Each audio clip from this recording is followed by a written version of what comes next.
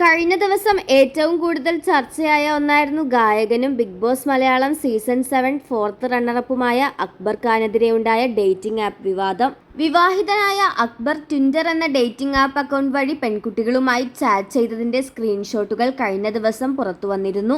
ഫസ്മിന സാക്കിർ എന്ന യൂട്യൂബറാണ് ചാറ്റിന്റെ സ്ക്രീൻഷോട്ടുകൾ പുറത്തുവിട്ടത്.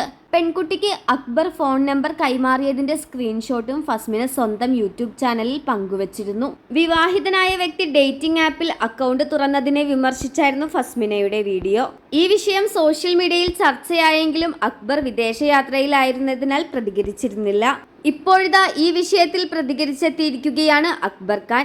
തനിക്കെതിരെ തെറ്റായതും അടിസ്ഥാനരഹിതവുമായ ആരോപണങ്ങളാണ് യൂട്യൂബർ പ്രസിദ്ധീകരിച്ചത് എന്നും നിയമപരമായി ഈ വിഷയം നേരിടുമെന്നും അക്ബർ അറിയിച്ചു. ഒരു യൂട്യൂബ് ചാനൽ വഴി എന്റെ പേരിൽ തെറ്റായതും അടിസ്ഥാനരഹിതവുമായ നിരവധി ആരോപണങ്ങൾ ഉന്നയിച്ചുകൊണ്ട് വീഡിയോ പ്രസിദ്ധീകരിച്ചതായി തന്റെ ശ്രദ്ധയിൽപ്പെട്ടിരുന്നു. ചില ഔദ്യോഗിക പരിപാടികൾക്കായി താൻ ഖത്തറിലായതുകൊണ്ട് എന്റെ പ്രതികരണം വൈകി.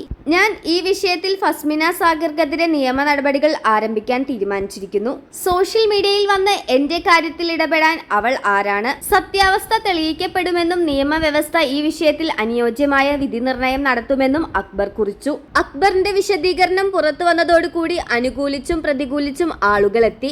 മുൻ ബിഗ് ബോസ് താരം നോറ മുസ്കാൻ അടക്കമുള്ളവർ അക്ബറിനെ പിന്തുണയ്ക്കുകയാണ് ചെയ്തത്.